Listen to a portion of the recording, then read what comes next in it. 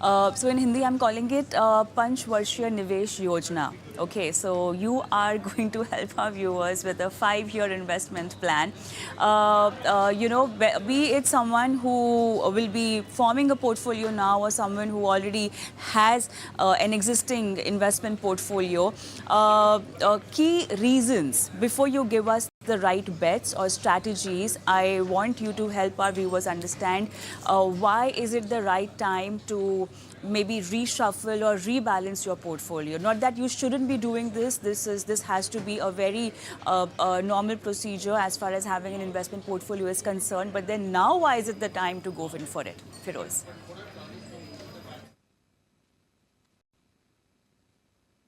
Like you rightly pointed out, Kavita, rejigging the portfolio or monitoring your portfolio is an annual exercise, which you always should do. But there are some periods which are more momentous from a perspective of their timing, that at that point in time, reviewing your portfolio, making changes makes perfect sense. Now, if you come to the contemporary situation that the election is over, general election is over, the mandate of the new government is also reasonably clear. The NDA is going to form a government in 99% of the situations, which is going to be a stable government because you have 292 seats on a pre-poll alliance. In UPA 1, UPA 2 also, you would not see one single party having a majority greater than 272, 273. So it's a stable government. That's one thing behind us now. Second, most important is markets have gone through a lot of change. Not just on the headline Nifty number. If you look at last year, Nifty's performance from 17,000 odd to 23,000 today, that's a reasonable move. And if that's the Nifty number, you see mid caps having run up last financial year 60%, small caps approximately have run up 60%. So this is a dramatic change, and in terms of price and the broader market rally. So whenever you see a large event is over, huge change in price. That's a great start point to say this is a point at which a huge review is required. When you review, what all do you review? You review asset allocation of your full portfolio. You review product class selection. You review scheme selection. All these three items deserve a full-fledged zero-based review for sure, Kavita ji. Sure, sure.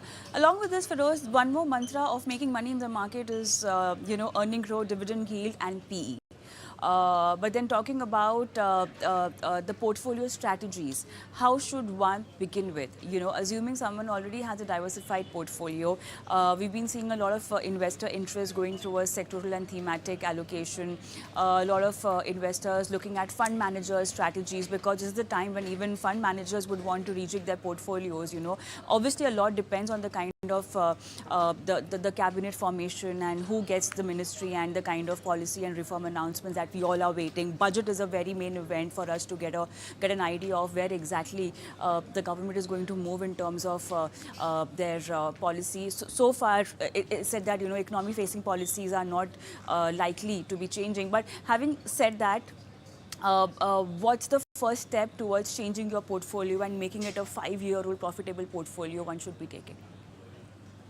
Kavita, like you said, one more short way of making money in the markets.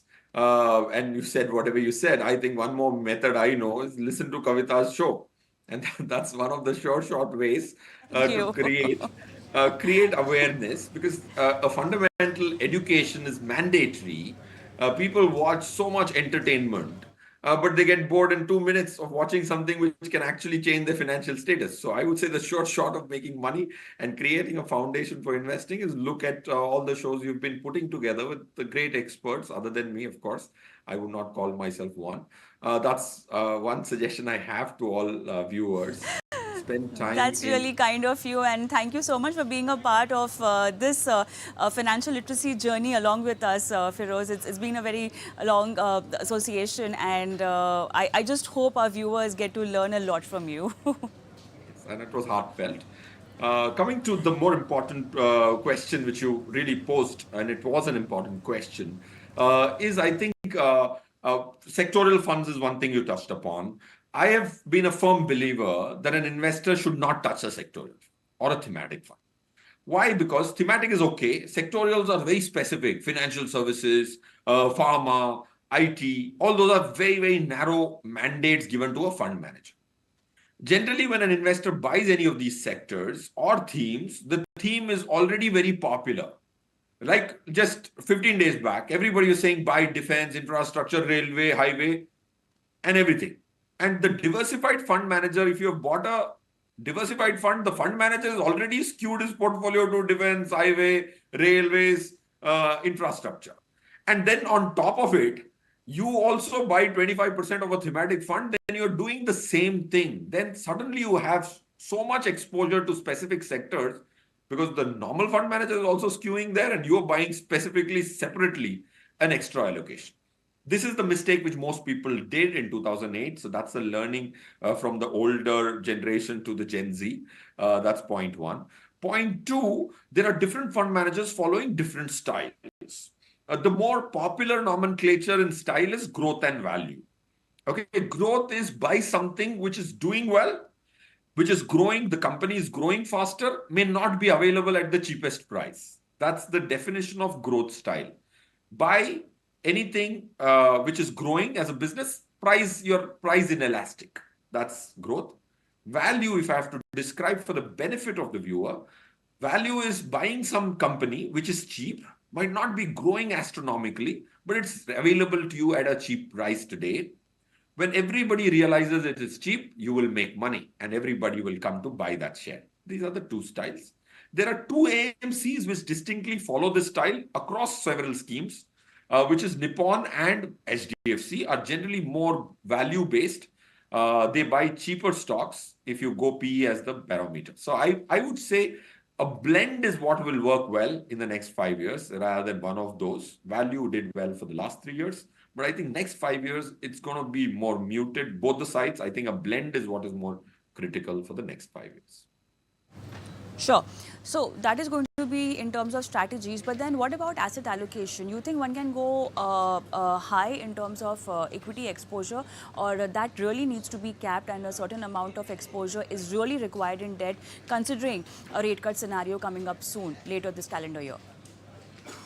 Kavita, if you ask me for 5 years, money, if your money is for 5 years, condition one.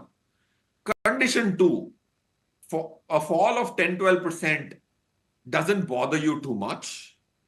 In the interim, if these two conditions are satisfied, you should have at least 80% of your long-term money in equity. Mark my words, 5 years from now, which is 2029, it is very low likelihood that equity funds would have underperformed debt funds.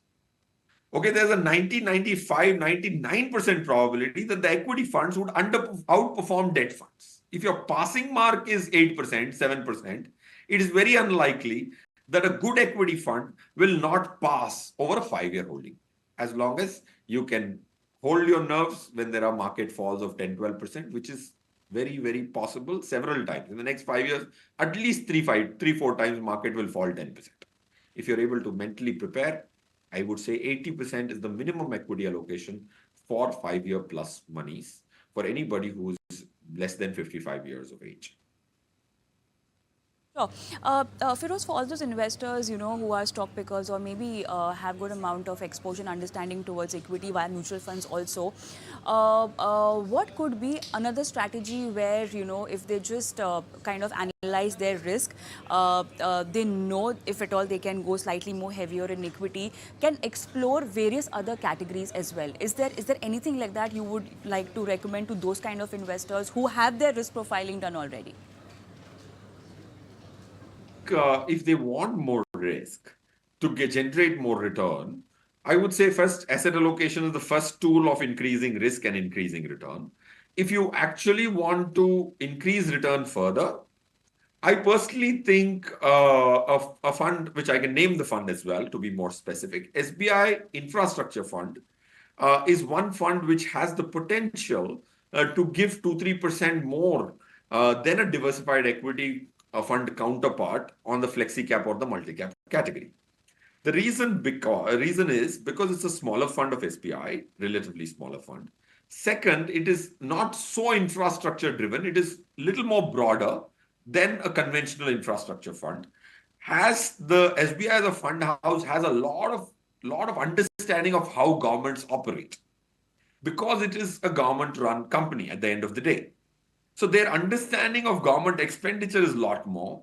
Their analysts are well tuned to understand infrastructure as a theme. So I would say if you want that little extra kicker to your portfolio and you're going to be patient for 5 years in this full term of this government, I would say an SBI infrastructure is a good addition to your portfolio, all else equal. Any contra bet that you would want to recommend, Feroze?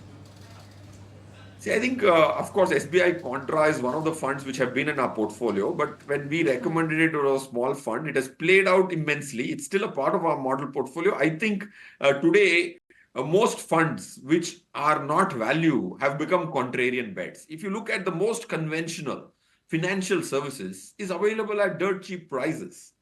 It is the largest weight in the index. If I'm not wrong, in Nifty, it's about 30 odd percent, 30 plus percent. It is the cheapest index to my mind for the growth it gives or growth it is expected to give over the next 3 years, 4 years. So I think the conventional has become the contra because value used to be the contrarian approach. Value has done so beautifully over the last 3 years. Like last year, NSE 500 value 50 has done 61%. Okay, last 3 years it has outperformed the conventional market. So the contrarian bet is the conventional today. Sure. Feroze, now coming back to the mid cap and small cap space, okay, the fall that we saw earlier this week, can we say the froth that you were talking about that's building up in these particular market caps have gone now? The valuations are pretty reasonable, or maybe in some pockets you might get good valuations. And keeping that in mind, there was a narrative earlier where we all were thinking that the large cap would make a new story or a better story, and then we would see the froth clearing up from mid cap and small cap. That did not happen. In fact, there was a lot of investment, a lot of investors' interest regularly coming in mid cap and small caps. Do you think the narrative over there has changed now? The way people look at mid cap and small cap, obviously they need to do their risk profiling, but then their appetite to take that particular risk has gone up. There has been a better understanding, and so one can also look further and explore more, especially in the small cap space where you have some appetite for micro caps also. Kavita, yes, there's so many things you touched upon, and I want to make some clarification, which I also learned in the last 5, 7 years. When I heard the word small cap, always what would come to my mind as an investor or as a distributor used to be risk. Then when I numerically measured risk of the small cap index and compared it with Nifty, the risk numerically on an Excel sheet, if you calculate the risk was not very different. So we did this hypothesis testing. Why is small cap not showing so much more risk as much as the perception of you and me? We realized there were two reasons, or largely one reason. See, when we speak small cap, NSE small cap 250 has 250 stocks and Nifty 50 has 50 stocks. It is not 50 compared with 50. If there were 50 small cap stocks compared with 50 large cap stocks, I'm sure the small cap will throw up a larger risk. Small cap is far more diversified in terms of number of stocks than a large cap category. That's one reason why risk was lower. The second very important reason, which you will not read in books or disclaimers, is that Nifty has very large proportions invested in the top stocks. If you look at the top 10 stocks of Nifty, that is 65%. The top 10 stocks of small cap is not even 18%, 16%. So large cap have very large weightage to some stocks. Now, if I spoke of Anand Rathi Wealth Limited, we are a listed company. We are in the top one third, but our weightage is 0.4%. Such a small weightage in NSE small cap 250. So point I'm saying is don't be so intimidated with small cap, because small cap, you will have a Nippon small cap with 200 stocks in it. You will never find a large cap stock with 200. The universe itself is 100. So that's point one.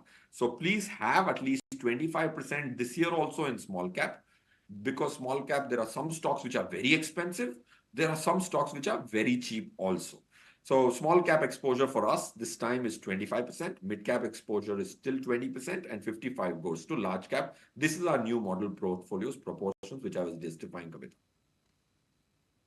All right, so 5 bets for 5 years investment portfolio. Thank you so much, Feroze, for being a part of this very important discussion and helping our viewers with their investment portfolios today. Thank you.